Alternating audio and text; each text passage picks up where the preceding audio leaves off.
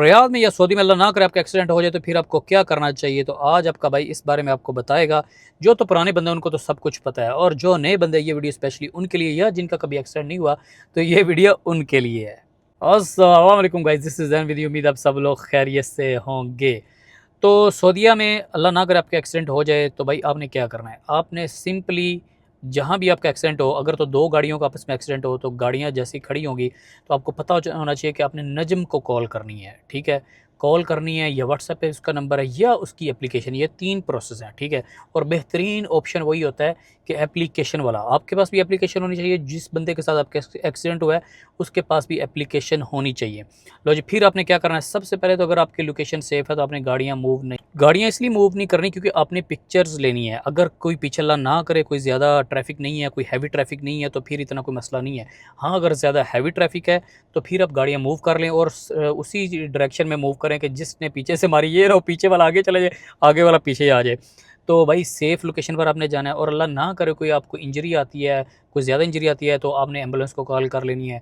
ठीक है, आपने पुलिस को भी कॉल कर लेनी है। अगर कोई इंजरी वगैरह नहीं है तो आपने फिर नजम की एप्लीकेशन ओपन करनी है, और कोई पीछे इतनी ज़्यादा ट्रैफिक नहीं है तो आपने नजम की एप्लीकेशन ओपन करें। ठीक है, फिर आपने करना है रिपोर्ट एन एक्सीडेंट। वहाँ पर आप जाएँ, फिर आपने अपनी लोकेशन कन्फर्म करनी है। ठीक है, फिर आपने वहाँ पर जो है ना गाड़ी की फ्रंट और बैक जो है नंबर प्लेट्स वगैरह उनकी पिक्चर्स डालनी है। फिर तीन चीज़ें, इकामा आपका, गाड़ी का रजिस्ट्रेशन कार्ड और आपका लाइसेंस, ये लाज़मी होना चाहिए। ये आपने अपलोड करनी है फ्रंट बैक। फिर जब ये आप अपलोड कर दोगे तो फिर उसके बाद आपने वो जो जहाँ से गाड़ी डैमेज वगैरह हुई है वो चीज़ें आपने वहाँ से पिक्चर्स लेनी है, अच्छे तरीके से आपने अपलोड करनी है। फिर आपने स्टेटमेंट लिखनी है कि भाई कैसे एक्सीडेंट हुआ। तो ये सारी चीज़ें करने के बाद, और सेम प्रोसेस दूसरे गाड़ी वाला भी करेगा। अगर उसके पास एप्लीकेशन नहीं है तो भाई आपका प्रोसेस कंप्लीट नहीं होने वाला, क्योंकि दोनों का सिंक होगा डाटा।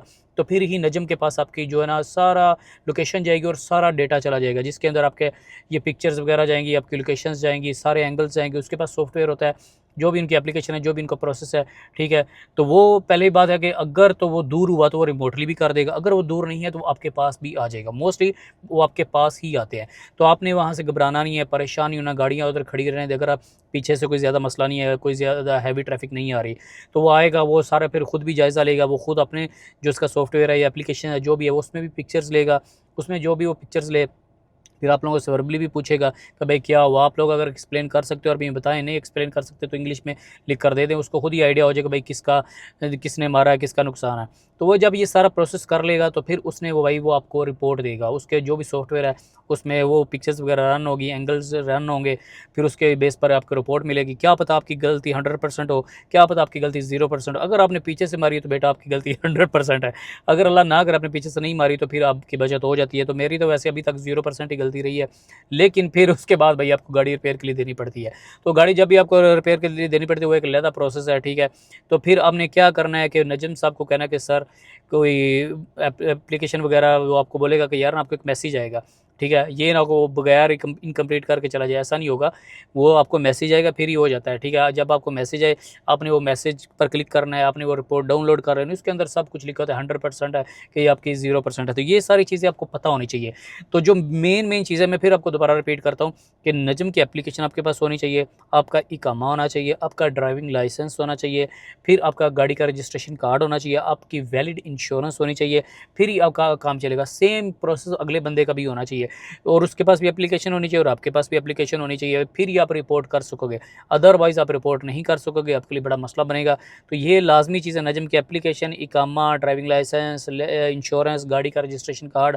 इस्तेमारा आपकी कहीं आपका वो जो रजिस्ट्रेशन कार्ड है वो एक्सपायर ना हुआ हो, तो मेरा एक्सपायर हो गया तो मुझे पता नहीं चला। तो ये चीज़ें अपने माइंड में रखनी है। तो ये वो सारी चीज़ें आप नजम को बता सकते हैं। ठीक है, और नजम को रिपोर्ट कर सकते हैं एक्सीडेंट। और आगे फिर सिंपल सा प्रोसेस है कि आपने तकदीर वगैरह करवानी होती है, उसमें जो कार का एस्टीमेट लगता है कि कितना आपका डैमेज वगैरह हुआ है। फिर इसके बाद आगे गाड़ी रिपेयर होती है।